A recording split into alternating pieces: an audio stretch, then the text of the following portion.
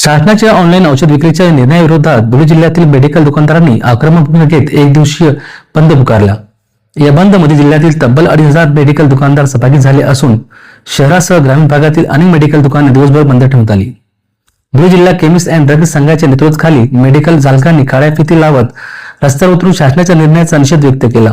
यावेळी जिल्हाधिकाऱ्यांना मागण्याचे निवेदन देत ऑनलाईन औषध विक्रीचा निर्णय तात्काळ मागे घ्यावा, अन्यथा तीव्र स्वरूपाचे आंदोलन छेडण्याचा इशारा देण्यात आला आहे। संघटनेच्या पदाधिकाऱ्यांनी सांगितले की शासनाच्या या निर्णयामुळे पारंपरिक मेडिकल व्यवसाय मोठ्या प्रमाणात संकटात सापडला असून ऑनलाईन माध्यमातून बनावट औषधांची विक्री मोठ्या प्रमाणात वाढल्यामुळे धोका निर्माण झाला आहे। तसेच मोठ्या कंपन्यांकडून दिल्या जाणाऱ्या जादा डिस्काउंटमुळे छोट्या मेडिकल दुकानदारांचे आर्थिक कंबरडे मोडत असल्याचा आरोपही यावेळी करण्यात आला। या निर्णयाविरोधात यापूर्वी मंत्र्यांसह अनेक अधिकाऱ्यांना निवेदन देण्यात आली होती। अनेक आंदोलन झालीत, मात्र प्रशासनाने दुर्लक्ष केल्याचा आरोप करत अखिल भारतीय औषधी विक्रेता संघाने देशव्यापी बंदची हाक दिली आहे। देशभरातील लाखो मेडिकल दुकानदारांनी या आंदोलनात सहभाग घेतल्याचे सांगण्यात आले। दरम्यान रुग्णांना अत्यावश्यक औषधांचा तुटवडा भासू नये यासाठी काही मेडिकल दुकानदारांना दुकाने सुरू ठेवण्यास संघटनेकडून परवानगी देण्यात आली होती। यावेळी धुळे जिल्हा केमिस्ट संघाचे अध्यक्ष नरेश भागवत, उपाध्यक्ष प्रशांत कोठावदे, सय्यद लियाकत, कोषाध्यक्ष निलेश रुनवाल, संयुक्त सचिव अमित पवार, विजय दुग्गल, संघटना सचिव हेमंत परदेशी, तालुका अध्यक्ष विजय चौधरी यांच्यासह संघटनेचे अनेक पदाधिकारी व कार्यकर्ते मोठ्या संख्येने उपस्थित होते।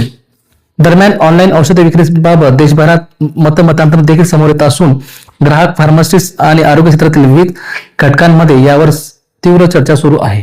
मी विजय चौधरी, मी धुळे तालुका अध्यक्ष आहे।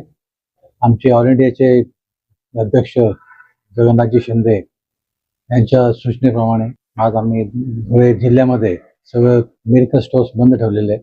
तसंच आमचं पूर्ण भारतभर हा बंद आहे आणि तो खास सरकारच्या विरुद्ध आम्ही तो बंद ठेवलेला आहे। सरकारच्या ज्या पॉलिसीज, चुकीच्या पॉलिसीज त्यांनी काढल्या होत्या, एक 2018 मध्ये त्यांनी GSR काढलं, GSR 817 नावाची एक अधिसूचना काढली होती, ज्याप्रमाणे त्यांनी ऑनलाईनला परमिशन दिली होती आणि 2020 मध्ये अधिसूचना GSR नंबर 220 त्याप्रमाणे त्यांनी घरपोच औषध परवानगी दिली होती। तर त्याचा गैरफायदा ई फार्मसी घेत आहेत आणि घरपोच औषधे देताना एक प्रिस्क्रिप्शन 5-5, 7-7, 10-10 वेळा ऑनर करतायत।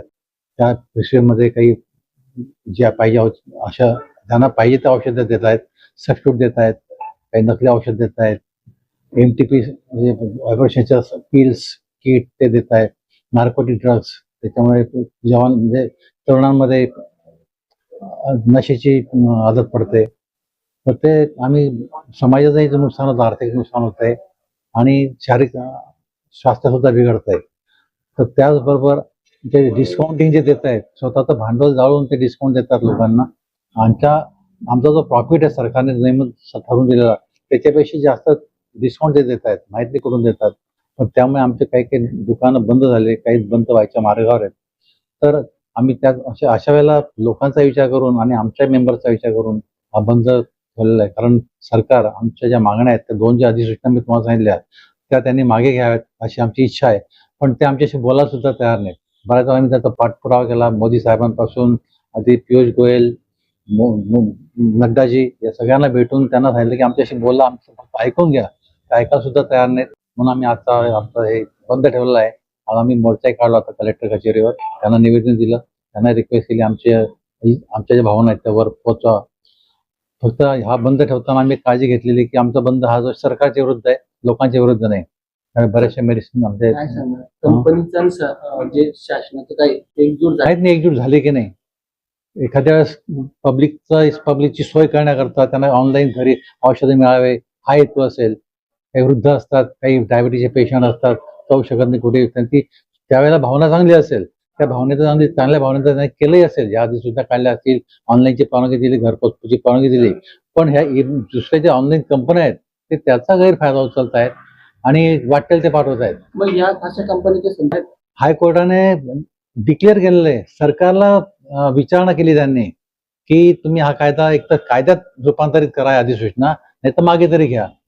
कायदा केला तर आम्ही सुद्धा आमचे काय लोक ऑनलाईन पाठवतील, आम्ही ऑनलाईन सेवा देऊ शकतो, चांगल्या प्रकारचे औषध देऊ शकतो।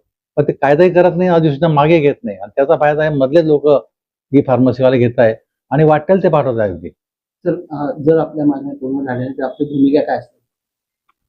भूमिका काय, समजा आज जो आम्ही बंद ठेवलेला आहे त्याला जर प्रतिसाद दिला नाही सरकारने तर आम्हाला वरच्याच्या मार्गदर्शनाने आणखी जसे ते काही ठरवतील त्याप्रमाणे सांगता येत नाही, एखाद्या जास्त दिवसात बंद किंवा आणखी काही ते मार्ग सुचवतील. आता सुविधांमध्ये ह्या औषध बाग येतो, अचानकपणे मेडिकल असे बंद राहिले आणि एखाद्या पेशंट लागणार असेल आणि त्यावेळेस जर ते नाही मिळालं तर त्याची जबाबदारी कोण घेणार? आम्ही कलेक्टर, SP यांना, आमच्या ज्या डिपार्टमेंटच्या ज्या मॅडम आहेत, असिस्टंट कमिशनर, त्यांना विशिष्ट नंबर आमचे सगळे जे आमचे पदाधिकारी सगळ्यांचे नंबर दिलेले आहे. त्यांना जर फोन आला एखाद्या कुठून की आम्हाला इमर्जन्सी मेडिसिन पाहिजे तर आम्ही लागलीच ठरवतो कोणत्या एरियातले आहे. समजा साखरवडचं आहे, साखरवडला आमचे 2-3 मेडिकल आहे, त्यांच्यापैकी एकाला सांगतो की अशा पेशंट आहे, हा साधा नंबर आहे, त्यांना बोलून घ्या, जमल्यास घरपोच द्या. अगदी थोड्या वेळापूर्वी सुद्धा एका पेशंटला आमच्या भारत मेडिकलने घरपोच औषधी पोहोचलेलं आहे. तर ती सोय आम्ही केलेली आहे. आमचं पेशंटशी भांडण नाहीये, आमचा लढा सरकार विरुद्ध आहे. आम्हाला लोकांची गैरसोय करायची